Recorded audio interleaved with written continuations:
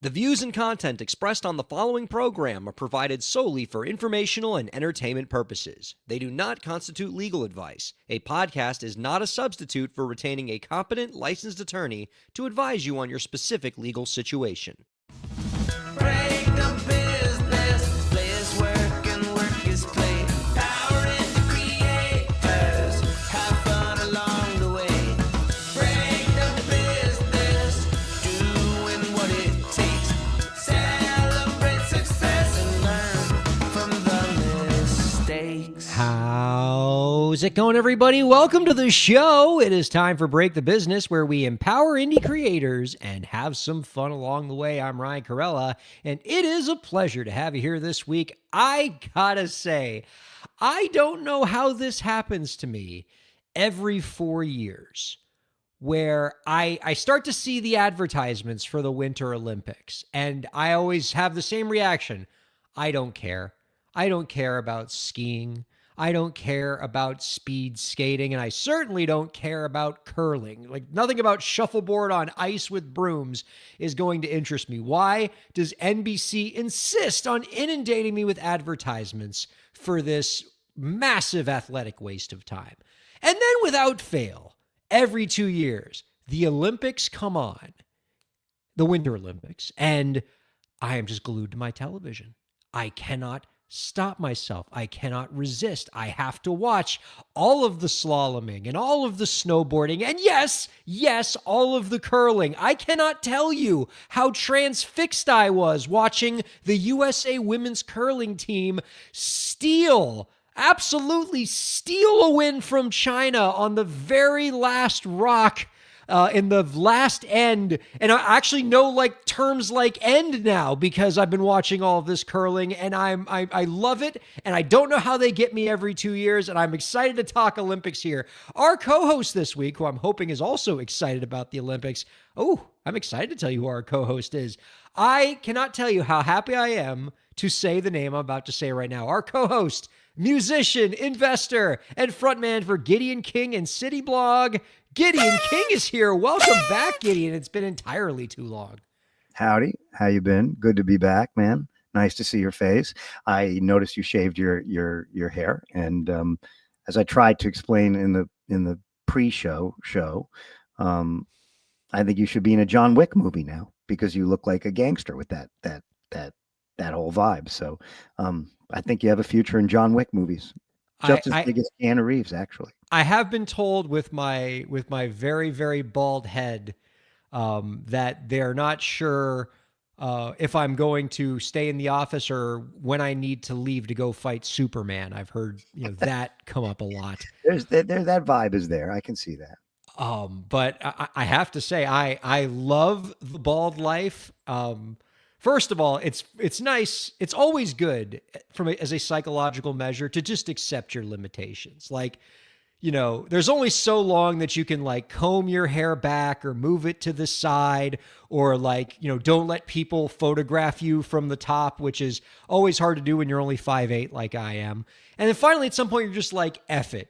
Let's steer into the skid and just shave it all off. And it's liberating. Well, I've been considering, like, I'm going bald right here. Not that this is what this show is supposed to be about, but I'm going bald right here. Okay. A little bit. Okay. And I don't like the way it looks in the mirror. I don't like the way it looks on stage. So I've been toying with the idea of doing that thing where they take like some of the hair follicles in the back and put it up front. But my wife is deeply offended, and she's like, accept your age, age gracefully. But I don't want to age gracefully. And so that's the problem that's my hair problem, which is you've accepted yours and you just got rid of your hair.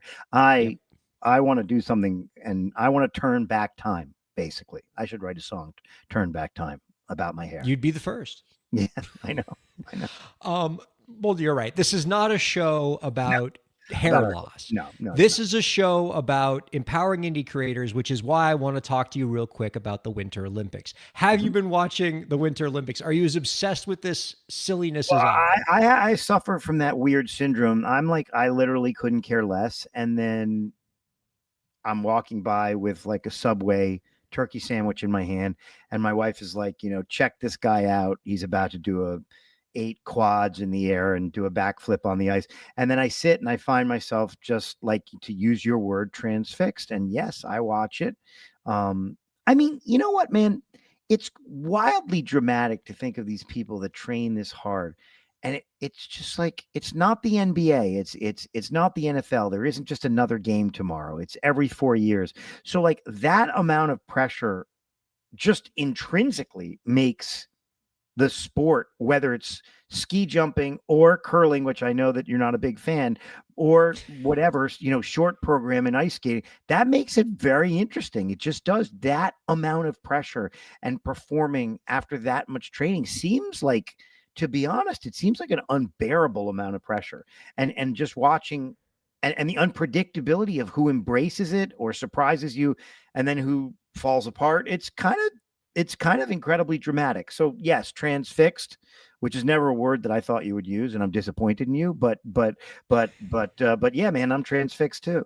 It's an unbelievable viewing experience. And I think I love the Olympics for the same reason that I always get unusually excited about the pre-telecast Grammy Awards as opposed to the main telecast Grammy Awards, in that the Olympic athletes, it's a more accessible level of greatness. Like, I can never look at an NBA game or an MLB game and see any part of myself in Shohei Ohtani or LeBron James or something like that.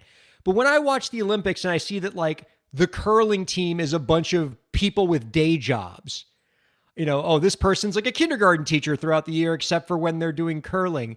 Like, I can, it's more accessible. Like, I can see myself in the same way that, like, whenever you watch the Grammy pre-telecast awards, there's always some like PE teacher that's up for best Zydeco recording, and like you get to root for them. And like, I love that. But here's the thing. Okay.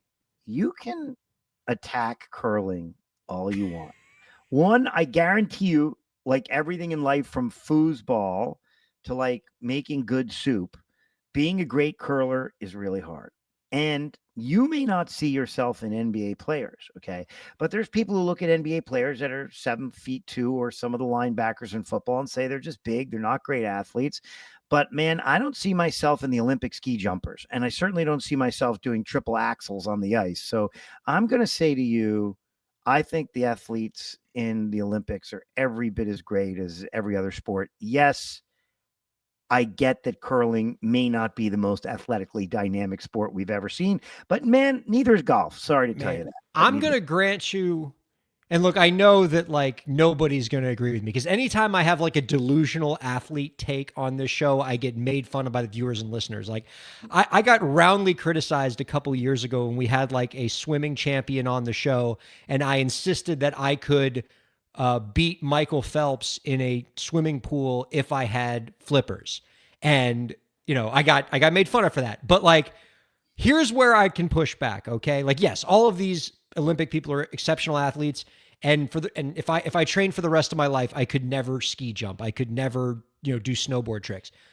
If you gave me 12 months, no, if you gave me 6 months, you're telling me I couldn't sweep ice as well as a curler does? Like, I'm not talking about the person who like lets the stone loose. Okay. That seems really hard.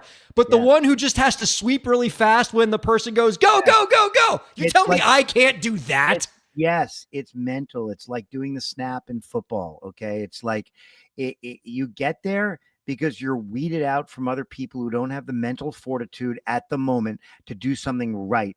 Like being an unbelievable short order cook that can make 50 grilled cheeses taste great and be exactly like the last one. You are underestimating the mental fortitude of the ice sweeping curlers. So it's sweeping, Gideon King. Like, come on. I will not abide by your criticism of the curlers. I stand by them. By the way, I stand by them. And like, first of all, like, this is also coming from like me, who like, if I was walking on ice in shoes for more than 3 seconds, I'd fall on my ass. But it's sweeping, Gideon. Dude. Of course, if you ask my wife, she would tell me that like I'm not good at sweeping in my own house, much less, on NBC. But that's a different question for a different time. I mean, I know now if I try to form a curling team, I'm not going to call you because you don't share the enthusiasm for the sport. And it's clear that you take it for granted. So when I start the Gideon King curling team, I'll tell you right now, Ryan Kairalla won't even be the manager of that. that. Oh, that's outrageous. I could absolutely like. I mean, do you know that these curling teams have coaches? Like, Dude, you that's got wild to me. Like, there was a part during one of the curling matches where there was a particularly tough shot, and like the U.S. team called timeout, and you see like this old fat coach walk out and just kind of look and lean and go, "Yeah, try to put it in the center there," and then just left. And I was like, I can get a free trip to Italy just by being that person. I can do that and walk out there. Yeah, try to get it in the center. Hey, one thing I've learned in life is when you become the best at anything, making a cheeseburger, being a carpenter, being a brain surgeon, it's an art form and other people just don't appreciate. And sadly, you're not appreciating sweeping right now. So the audience and I will forgive you. And so will probably your sister. We forgive you for not understanding.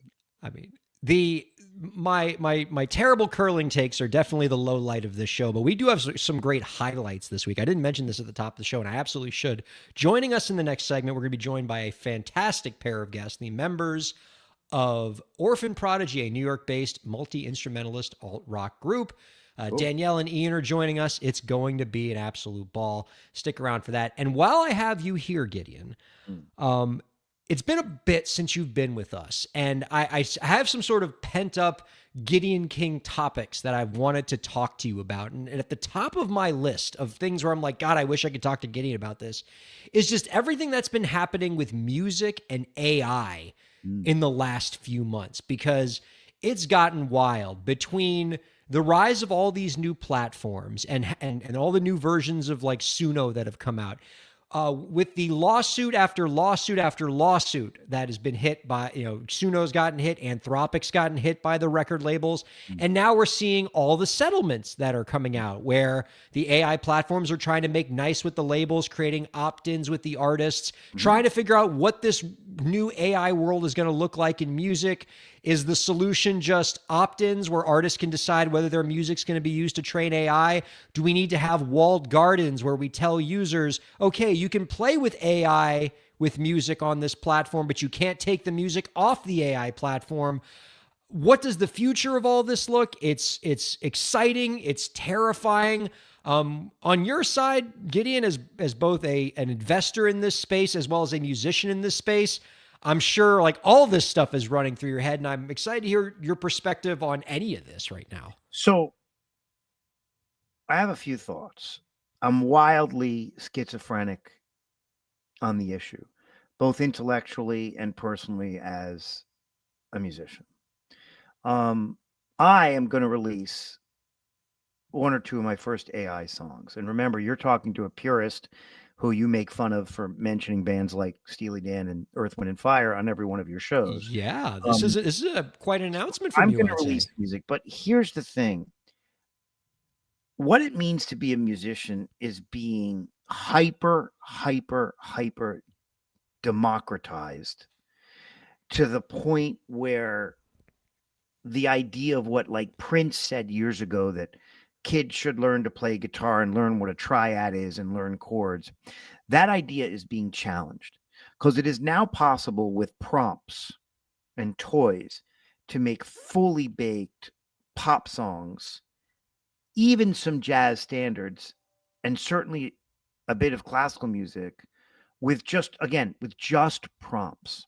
So what it means to be a creator of music, is changing at light speed. And so we live in a schizophrenic universe. There are people who will walk down the street, whether they're 16 or they're 66, and say, well, I don't give a damn about AI. For me, I still want to go see Billy Strings or Marcus King. Okay. And I want to see them play live. I want to feel the energy of live music. But on the other side of sort of the music creation digital world, stuff's coming out that is AI. People can't tell the difference. And I would say lay people, non-musicians can't tell the difference. But guess what? We're going to come to the point very soon, if we're not already there, where real musicians can't tell the difference. And so I feel this bizarre sense of emptiness. Like my wife said to me the other day, while she was in one of the moods when she's actually talking to me, she said, listen, why aren't you writing any songs lately? And I feel the sense of futility because you could just go on your iPhone and bang out these songs, and some of them can have really cool, complex, amazing chord changes. And while the lyrics used to suck, now even the lyrics are becoming okay. So I feel a weird sense, a kind of dichotomization in my music psyche, where on the one hand, I know that I have to embrace this thing if I want to stay relevant in music. And I know I need to use it. I need to use AI stems, not just creating songs, but stems, practice tracks. I know I need to use AI background vocalists. I simultaneously feel horrible that I'm not employing more background vocalists because of that. I also know that I need to also create real music. But I know that if you don't embrace what's happening in the future, you are left behind. And so music may be facing its most extraordinary and acute moment of true existential commoditization that it has ever faced. And you know, I remember, again, I'm quoting, you know, sort of Prince or even Jim Morrison from The Doors. He said, or David Bowie said, I can envision a day when someone just stands up on a stage with a computer. And those two guys said that, like, you know, one of them said it like 50 years ago, one of them said it like 20 years ago, and they were right.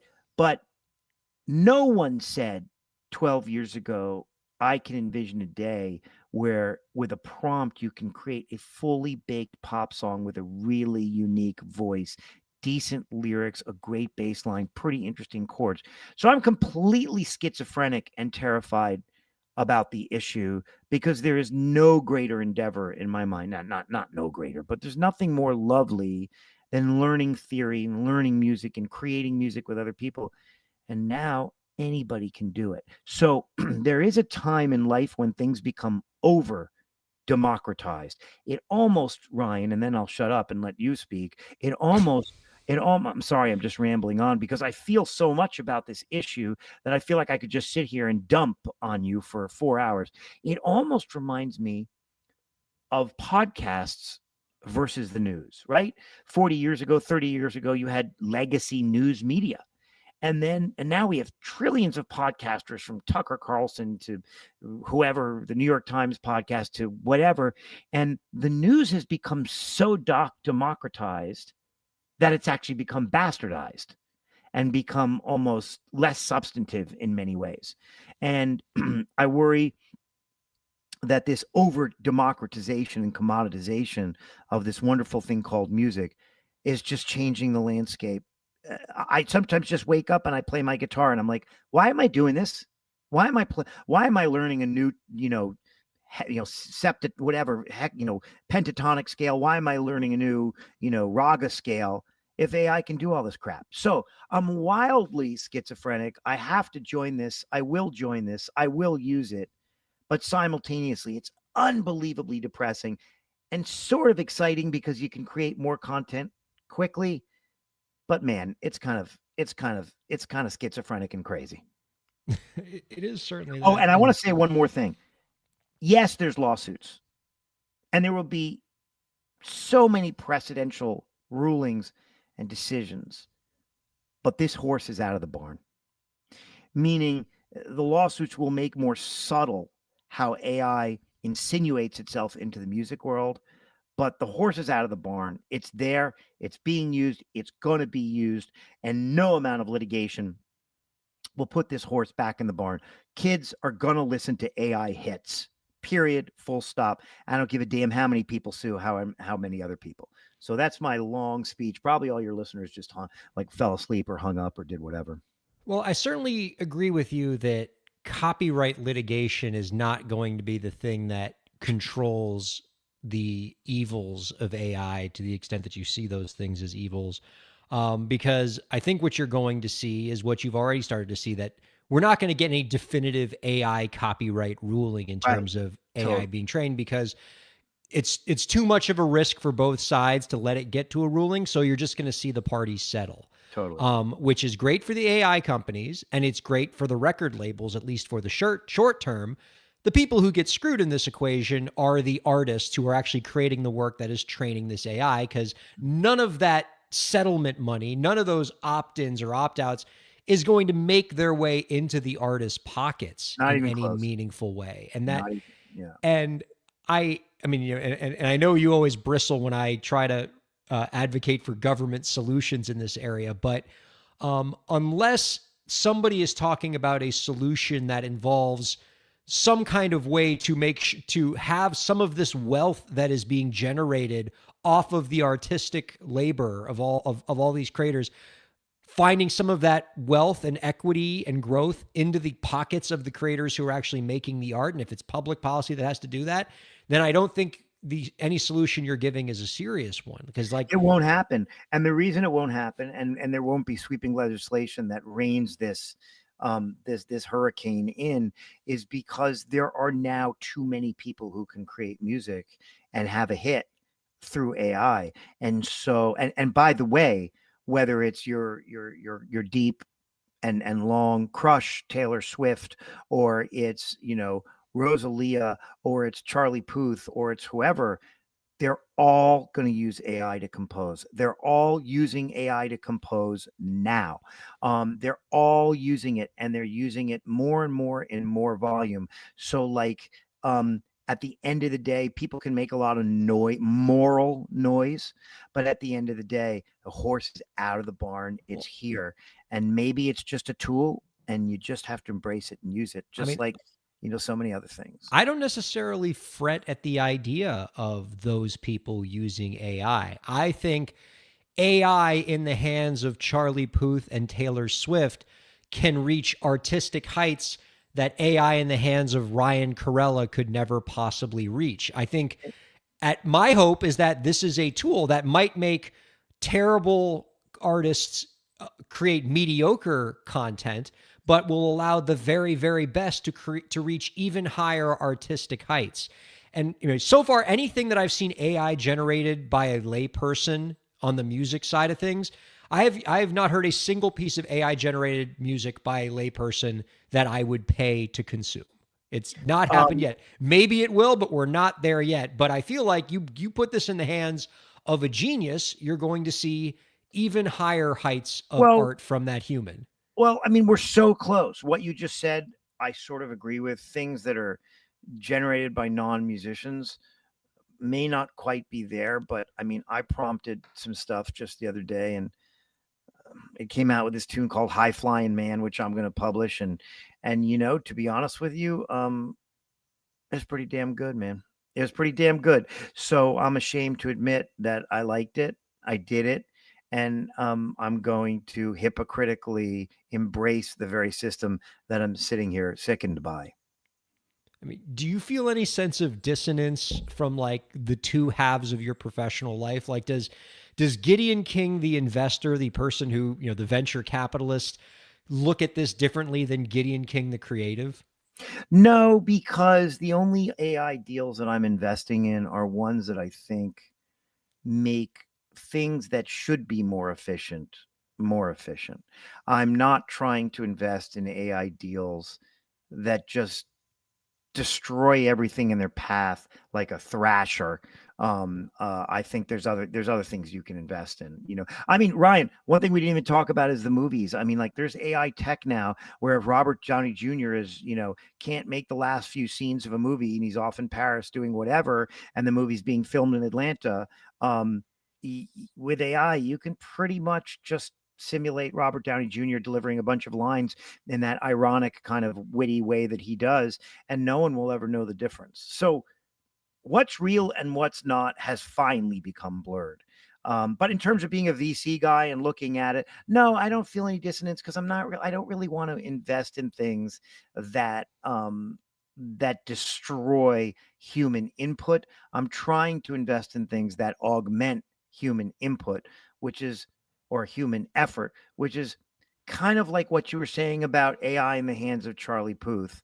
You know, this is just, I never thought in my lifetime. I always knew there'd be fake, you know, synthesizers that sounded like real pianos that have really sampled. I always knew that there'd be extraordinary advancements in the simulation of real instruments and percussively in so many things. but I never thought you could literally say, write a song about, crashing your motorcycle in California, and bam, out comes something that quite literally is as good as half the crap that Dua Lipa makes, if not better. Sorry. So absolutely terrifying.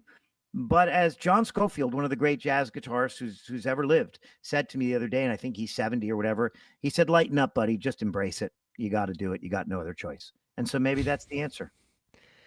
I mean, maybe it's the irrational optimist in me, but every experience I've had with AI, either on the art side of things with my artist clients, or even in my own legal practice when I'm, seeing AI and the way it interacts with law, I still, every experience I've had with it has been people who are already skilled in that field. AI makes them better. And people who are not skilled, it doesn't, they still can't beat me yet. And I can tell you on the law side of things, because people ask me a lot, like, are you afraid of AI replacing lawyers? And I can tell you, AI, when I use it, it makes me a better lawyer. It can supercharge the work that I do. It helps me with research. It's like having like a junior associate that I can bounce ideas off of. I even my brother, who's an attorney as well and a legal technologist, he's even gone out and said that lawyers have an ethical responsibility to use AI because we are mandated under our ethical rules of conduct to stay informed on the latest technologies and innovations in our profession. Sure. And so if we're not using AI, we're doing our clients a disservice. Well, and I think Ryan, that's true. Listen to the words you just said. You said it's like having a junior associate. Mm-hmm. And we're just in the first half of the first inning of this thing. And the third inning of this thing, which is coming in short order, 500 days, 1,000 days, it will be a junior associate. And with agentics and so on. In the medical space, if you have a lesion on your lung, it is now a fact that AI can do a better job of assessing the pathology of that lesion than most pathologists. And so I've had the opposite experience from you because I'm an extrapolator. I say, if I'm here now, where will it be in just a short 500, 2,000 days from now? And so it's moving at such light speed that, listen, I use AI for deals all the time now. I have it write me term sheets. I have it write me complex bankruptcy court opinions, all kinds of stuff. So, and it's flawed, but it certainly augments your work, and we're getting there. But anyway, man, well, I don't know. I hope Elon Musk is wrong when he said that we'll be the dogs and AI will be walking us. But whether you like Elon Musk or not, he's a smart cookie. And when he said that, it hit me. And he said it a few years ago. And I agree with good old Elon on that one. Well, he's never been wrong before about anything, so I'm feeling very confident. I knew you were going to love this. He's just always right all the time. Like you can't swing a cat without hitting something Elon Musk has been right about. But, I mean, and I even don't mind when my clients use AI. Like people will say, like, "Oh, don't you hate it when like your clients like say, hey, I drafted this in AI." Like I'm not so defensive about my profession that like I get upset if I think a client is infringing on my turf. Like I like sophisticated clients. One of the most important components of a successful legal intervention is how informed, how interested, and how sophisticated the client is. If a client has come in and said, here's some things I sketched out, I hope you don't mind that I talked to ChatGPT to sort out my thoughts before I talk to you, I think that's great. I think it helps me do my job better. And if you want to draft a term sheet before you come see me, fine, because that term sheet you drafted is probably a disaster, and now I get to make even more money fixing your screw up. But either way, like so far, and maybe I could be wrong about this, 6 months, a year from now, I see this as a net positive. Like any other technology, like it supercharges the people who are already skilled at something and allows us to do our jobs better. I hope it stays that way. I mean, I will say about the legal, I've looked at a lot of AI law firm deals where there will be no lawyers. I think the thing that I wouldn't say that you're missing, but where I not push back, but where I would counter you is I would say you have the luxury of being a reasonably experienced attorney who's done a lot of stuff. So yes, you can use it as a tool, but for an 18-year-old right now who's going to go become a junior associate at some law firm with a few partners, the role of those they're less marketable and less needed. I know that. I speak to my friends at the biggest law firms in New York City and Washington. They're like, oh yeah, we're literally not even going to need, 50% of the staff in another few years. So I find that frightening, frankly. I mean, you're talking to the guy who's never worked for a law firm before. So, Right. those, Sure. like I was too much of an iconoclast for those people to like me back before there was AI. So, I mean, maybe that's just kind of like how I'm wired, where I've always had no problem wanting to figure out how to do things myself. I've never needed like some old, boomer mentor to like show me the ropes. Like I wanted to be an entertainment lawyer.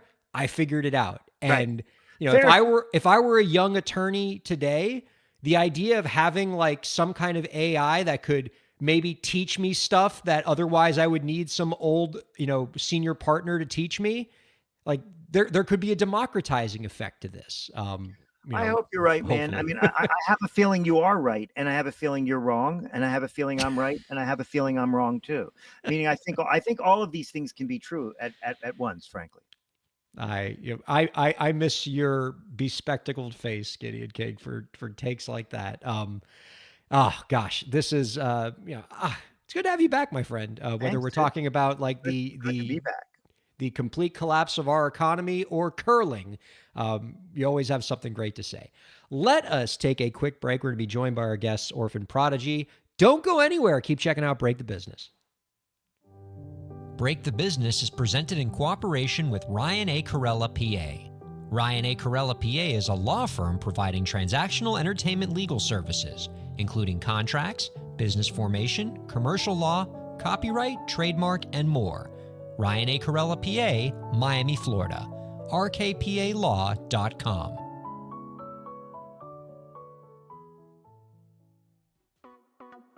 Streaming services for Break the Business provided by LEK Entertainment. LEK Entertainment is a full-service entertainment company offering everything from consultations to full-scale events and productions, including audio and video productions, voiceovers, staged theatrical productions, script and music development, and streaming services. For more information, visit lekentertainment.com. LEK Entertainment wants to help you bring your story to life.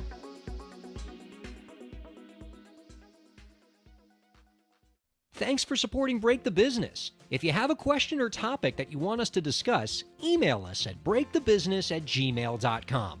You can follow the host, that's me, on Twitter at Ryan Kair, and you can follow the show at the BTB Podcast. Be sure to subscribe to the show on Twitch, YouTube, and Facebook, and on all major podcast platforms. And now, let's get back to the show. Welcome back to Break the Business, everybody. Ryan Kairalla here with Gideon King. Gideon, amongst all of our Olympics talk, we didn't even have a chance to talk about that figure skater that you and producer Lauren are obsessed with, Ilya Malinin with the feathered hair, the quad god. Like I haven't been following him as closely as you and producer Lauren have. If producer Lauren wants to hop in and like just opine on this, but like you were saying that like he choked, I guess. I mean, I'll say two things about him lightning quick. I've seen A-Rod, Michael Jordan, Roger Federer, Novak Djokovic. I mean, I've seen up close and personal all the greatest athletes in the world. And he's right there with them. Athletically, wow. Grace. I think he's one of the greatest athletes I've ever seen do any. No, it's more than that. I think he's one of the greatest people I've ever seen do anything that they're doing. But as he readily admitted afterwards, he mentally fell apart in that performance in a way that God, man, you and I have both watched a lot of sports and a lot of things. I don't think I've ever seen anyone fall apart that badly. It was a little like the Joe Biden presidential debate, actually. Oh. And so it was actually that bad. That being said, maybe it's a rite of passage. I mean, it took Yvonne Lendl like 50 trillion times to win a national championship. I mean, you've seen LeBron choke, you've seen Roger Federer choke, so he choked, but man, I still love him. I think he's awesome. I think he's the greatest skater who's ever lived. And I think he's going to come back and win a gold medal. And his behavior after the failure was super honest, and the behavior of just a driven champion. So it almost made me respect him more. And like, people are human, and everybody can break under pressure. Everybody. Maybe not Michael Jordan. I think he's the only guy I've ever seen not fall apart under pressure. That's high praise indeed. And he's got spectacular feathered hair that I'm very jealous of, being as bald as I am. It's like a Leif Garrett thing going, just to give you a dated music reference that I know appeals to you. He's a good looking cat. He reminds me of Barishnikov, honestly. He's like amazing. The guy's amazing. Love that. All right, now we can bring in our guest this week. They are members of the Queens, New York-based alt-rock act whose debut album, Medication for a Modern World, is available now, and you can find out more about our guest's work by visiting orphanprodigy.com. We are happy to welcome Ian and Danielle of Orphan Prodigy on to Break the Business. Hello to you both. Hey. Hello. Thanks for having us. I'm swarmed by New Yorkers right now. I got New Yorkers on the box to my right. I got New Yorkers below me. I couldn't be happier. Dig your music and love that you've taken the time to join us. Can you tell us a little bit about how Orphan Prodigy came together? Yeah, so Orphan Prodigy started in 2019. I'd been in a band for the better part of almost 20 years. And I got back from a tour, and my last tour with them, and I went through an agoraphobic episode. And so I woke up one day and I was unable to leave my apartment and in Queens. And I don't know. A month went by, and my family obviously got involved, and they found this wonderful therapy called exposure therapy. And it was like a team of therapists would like bring me to like places like the mall and just really like uncomfortable settings to sort of get me exposed to these environments that would otherwise, trigger me. And once I got through that and I got back on my feet, I went to Arizona and attended the Conservatory of Recording Arts and Sciences, and got my degree there in music production. And it wasn't like 2 weeks into that program that I started writing songs that would eventually become Orphan Prodigy songs. So that's kind of like where it all began, essentially. And then through the pandemic, we shot some material. The first music video and single, Getaway, we shot during the pandemic. It was just like me, Danielle, and the cinematographer in the studio. And now fast forward to 2026 now. Wow. It's a year later since the album's been released. So just sort of lining up the timelines there. It's not lost on me that you had this agoraphobia that emerged, and basically right around the same time, maybe a year or so later, that COVID happens. We all go into lockdown. How did that manifest itself, and how did that affect your music? That was super cool. I mean, we had just met in 2019. So as soon as the lockdown hit, I came back from Arizona, and I just kind of moved in with her for a bit. I got rid of my place in Queens, and we were just hanging out glad that worked out. Yeah, it was just like a never-ending sleepover. I was getting her into gaming and Call of Duty, and writing songs. I would do these no frills live streams with an acoustic guitar and just me with some backing tracks and stuff. And it was fun. We just had like a lot of nachos and a lot of margaritas and stuff. But I think also to speak to how COVID affected or impacted Orphan Prodigy, that was when we were able to start live streaming shows. So that became a huge platform for Orphan Prodigy as well, is we were able to get people to visit our shows. It became the basis. Yeah, it became the basis of the model that we're using now. I mean, essentially, we operated on a hybrid model where we would, because of my diagnosis of panic disorder, kind of limited me at that time to how much touring I could, physically and mentally do. So we were doing a lot of streaming, and then slowly over the years, like the sound stage got bigger, we got more equipment, we got more sponsorships. And so that allowed us to kind of have this whole sort of production. And that became the basis of how we turned this into a career, into a machine, Gideon, I got a quote from Ian in a recent interview in LA Entertainment Weekly that I think really encapsulates not only their philosophy about the music industry, which basically aligns with the message of this show, but also how Orphan Prodigy embraces live streaming. I'm just going to read this quote and just prepare to have your mind blown. So this is what Ian said in LA Entertainment Weekly. Quote, "We're in 2025 and you don't need a record label to build a career. In fact, this is the best time to be independent. I found ways to connect with my fans that go beyond just music. I live stream concerts, but I also play video games like Call of Duty with my subscribers afterward." I love that.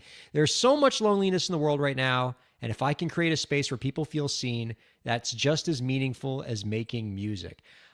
Can you comment on your quote there, Ian? Just in Did I say that?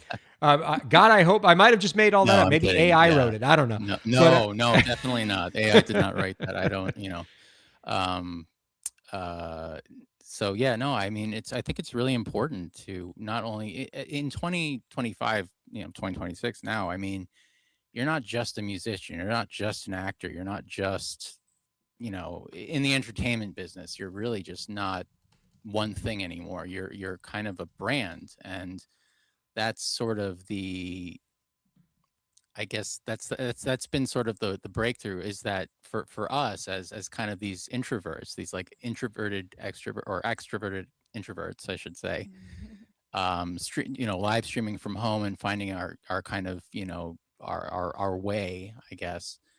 It's been important to us to just kind of be as honest as we possibly can be, and we're just honestly being ourselves. We just love to game, like so like it only made sense that like after we finish recording or streaming 7 shows in the day, that we just want to hang out and play video games afterwards. And then one day it just kind of caught on where we, a fan hit us up to play, and like we're like, well, why don't we, make a party of it, and we'll like treat this as like the after party, like, instead of, drinking and smoking after the show. I mean, it's going to just be all of us virtually hanging out on Call of Duty or whatever. And yeah, so it just kind of went from there. No, I mean, what you're saying is so true. It's like I've watched this evolve, this creator. Some people call it the creator economy, but I would sort of rephrase that away from commercial terms and say it's the creator ecosystem that's changed. And you're so right. It's you can't just be a guitar player or writing songs. You have to be this presentation of like this, like, this like series of human traits, and the people that present those human traits honestly, and in a compelling or fun way, or just purely authentic way, they're the ones who are winning the game of quote unquote being a musician or whatever. But it's really about plugging into an ecosystem. I own part of a company called Fixated, and what Fixated does is it takes people like you and helps you to expand your process of getting into the ecosystem of social media and so on and so forth. And it's just so true what you said, that you really just can't be the bass player anymore for whatever. You have to have this kind of integrated presence. And I have found that very difficult because I'm just a fucking musician, and who writes songs and so on and so forth. And I hate posting. I do post. I don't have a big I don't know what I have, 20,000 followers. I don't even know what I have, but it's not like I have 1 million followers. I hate it. But my manager, who manages a lot of big acts, is always saying to me like, dude, you should be doing this, and you should just be talking and be more authentic and so on. I'm like, can't I just write my songs and play my guitar? But it's just what you say, man. You should be live streaming video games like Pong. Yeah, it's a whole integrated presentation of almost like this like fractionated, you know, sort of presentation of your the various aspects of your humanity. It's completely wild. And as you point out, you can complain about social media and all these things. On the other hand, it's the ultimate democratization of the process of getting yourself, your psyche, and your atomization out there into the world. Well, and as AI continues to rise, doesn't it only make more sense for creators to lean more into the humanity, to let people have more of a window into all of the things that make you interesting, like playing video games and things like that? Because it's a lot harder for AI to replicate that. Sorry, go ahead, Orphan Prodigy. No, yeah, I think you're totally right. I think AI is great in a lot of ways. I think it can be really useful in certain mediums, but I think I think, as Gideon mentioned earlier, before we were on, there's a it's not quite perfect yet, and so there are mixed kind of results. Maybe I'm misquoting you, but I think depending on what medium you're in, it can be the efficacy can vary, right? There was a lot of I think, what was it, like the Super Bowl? I didn't watch the Super Bowl, but I heard that there was like an ad with Tom Cruise and Brad Pitt, and it was Yeah. like, it turned out to be an ad for like a seed dance thing for so like and there was a lot of backlash around it. So like I think for me as a musician, like my whole thing with Orphan Prodigy, our whole thing is electronic rock. We're trying to meet technology but keep the humanity in it. And so we use an electronic drum set, and all the instruments are digital. I mean, yes, there's guitars on the record, and obviously I'm singing and writing lyrics and all that stuff, but it's presented. I think it's kind of ironic when I think about it now, that like I with the timing of everything, with AI and all this technological stuff happening, it's just funny that we'd release like this electronic record and try to get the most life out of it at the same time. What do you guys so how do I phrase this, Danielle and Ian? What is success for you? For me, many years ago when I started, it was, I want to be able to put 200 to 500 people in a room consistently that love. And remember, I'm older than you guys. Okay. In case you haven't noticed, you don't need to be Sherlock Holmes to figure that out. But like for me, I wanted people to say, wow, those guys are like a modern day version of certain older bands like Steely Dan, which Ryan will always make fun of me for mentioning, my favorite band of all time, Steely Dan. And and so I can get a lot of people in a room now, maybe not quite as many as I want, but like we're going to sell out some shows in the coming weeks. What is it for you that is success in 2031? What will make you feel like, okay, Ian and Danielle, kind of like we kind of did it. I think for me, whenever anybody asks me like, what's the American dream for you, like, or whatever, I'm Right. just, for me, it's just doing what you love and being able to keep a roof over your head, man. I mean, like, that's the best thing. I mean, like, I married my best friend, and we are literally like, we're fucking like playing music and playing video games, and like we have a great community. And I never thought that we'd be able to like do this. I mean, listen, like we're not balling, like but like we're able to like do this for a living, and I don't we don't do anything else. I mean, this is yeah, I'm seeing the comment, my bad. Sorry. Anyway, so I think that we're able to do this in a way that is sustainable for us, and it's a reliable income, and it's just a fun thing to do. I mean, it's just really been able to be the way that we live. It's a blessing. By the way, just the people, I've owned parts of record labels and I've done a lot of music deals. The people who answer, just so your audience knows, right? The people who answer the way Dan or Daniel, whatever you prefer, just answered, are actually the people who are usually ultimately become the most successful. It's the people that are like, I want to be playing in front of 1,300 people, then 5,000 people. It's those folks that usually don't. That's my empirical business observation for you. No argument here. I think it that's can definitely happen reflects in my experience. I think it can happen. Like, there are people that just want to be famous, and like I think that's certainly a route And that that can happen. Yeah, yeah. a lot of people, certain people will take, and like that will yield different results than somebody who is trying to be their most authentic self, I think.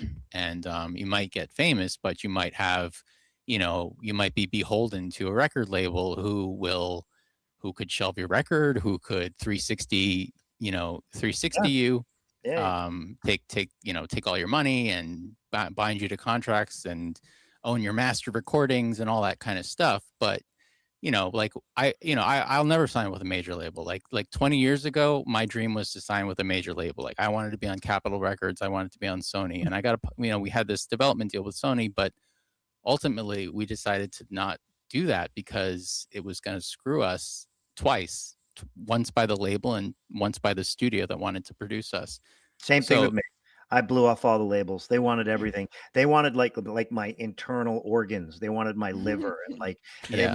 they wanted like my like my prostate. And they can, and once you ink that deal, you can spend your entire advance, 20, 50 grand, whatever it is. And if you make that record and they shelve it and they say, oh wait, we signed you to a 6 album deal, you can't release any music under your own name because you didn't you didn't register your trademark or whatever. I mean, you're screwed. And you know what's even worse? And just in quick seconds, it's like if you look at venture capital portfolios, they put like $1 million, say $100 million fund, puts $1 million into 100 deals.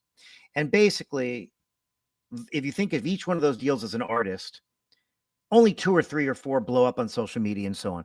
And so they concentrate all their efforts on that, and everybody else is left like a castaway alone on an island.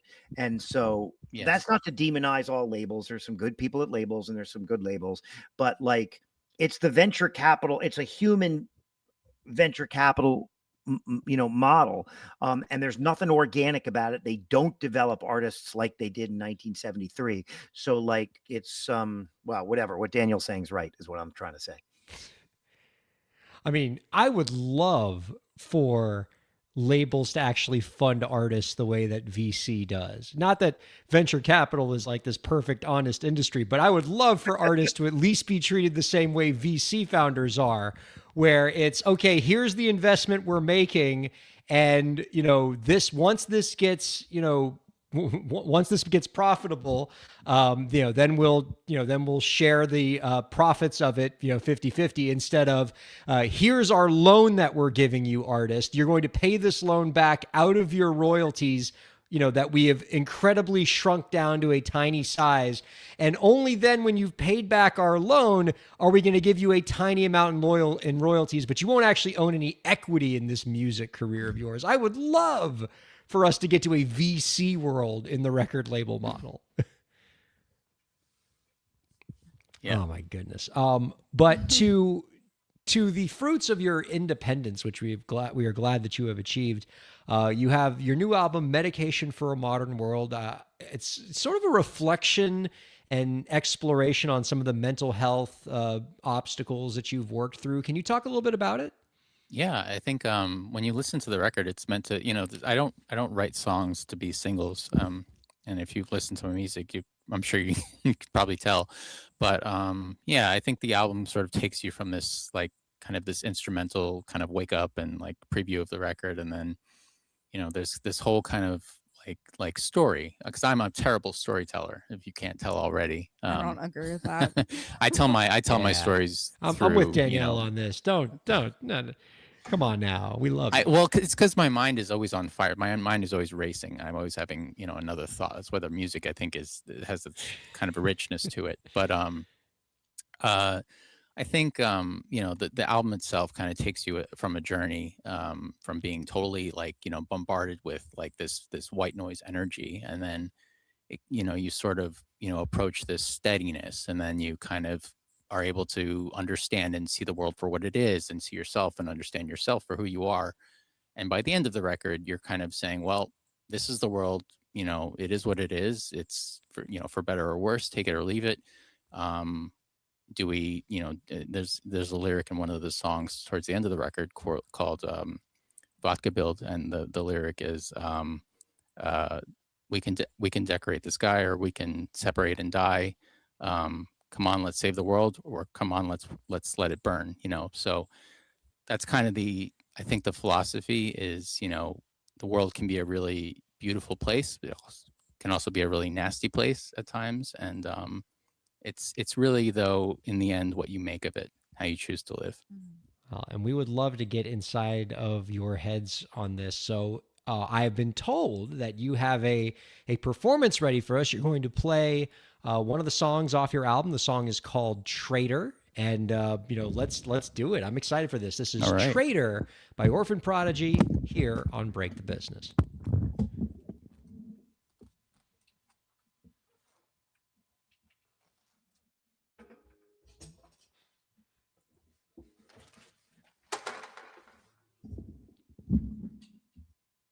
All right, we all set? Go for it.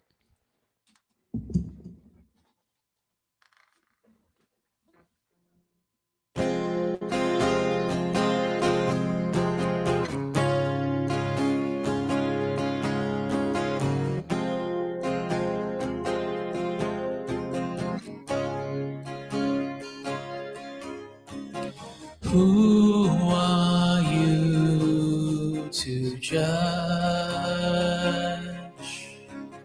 Who are you to take? I was there for you. You put faith in someone new.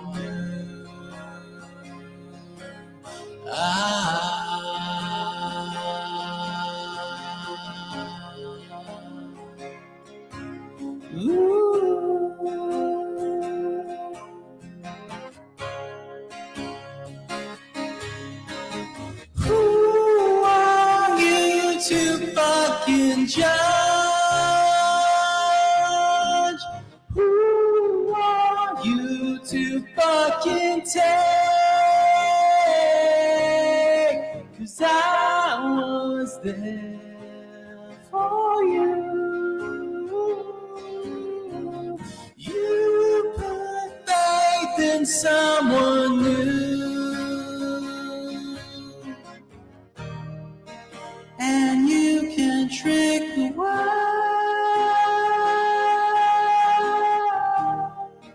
for all she's ever done. Well, you can run away. Ooh, I'll never be the same. Traitor.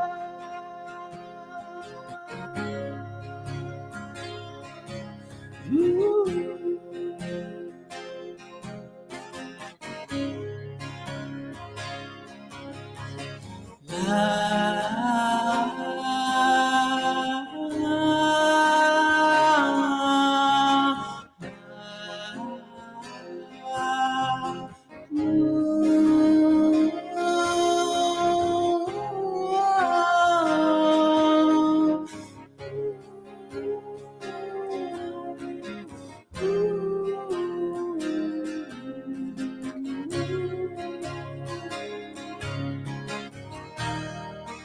And you can trick the world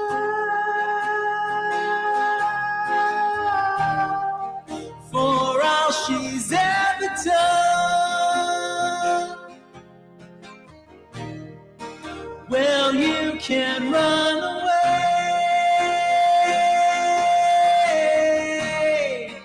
I'll never be the same.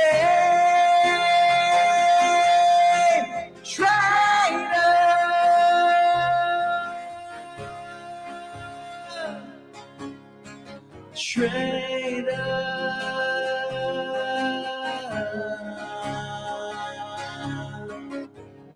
What was I supposed to do? What was I supposed to say? What was I supposed to do? betray you. What was I supposed to do? What was I supposed to say? How was I supposed to feel?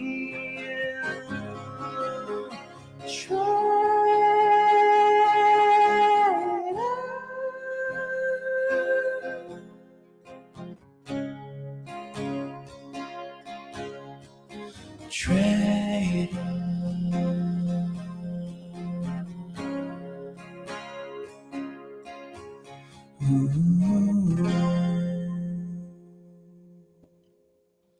That was Trader by Orphan Prodigy here on Break the Business. You can find out more about our guest's work by visiting orphanprodigy.com. Ian, that was fantastic. Thank you so much for playing that for us. Thank you. Appreciate it. Again, one more time, you find out more by visiting orphanprodigy.com. Check out the new album, Medication for a Modern World. Before we let you go, we got one last question for you. And we can pose it to both of you, Ian and Danielle. Do each of you have any last tips for the indie creators out there to help them move their careers forward? Just be yourself 120%, and nothing will go wrong. Yeah, I think, don't be afraid to just be creative and be your authentic self. And I think in 2026, with everything we're speaking to, with AI, social media, I mean, it's never before been the best time and the easiest time, right? So kind of put yourself out there and get some listeners and an audience, and create a safe space for people. So yeah, being that authentic self has certainly worked for you all. Thank you both so much for being on the show this week. Our thanks to Orphan Prodigy and Gideon King. Our thanks to producer Lauren. And of course, our thanks to all of our viewers and listeners for checking out Break the Business. We'll see you next week.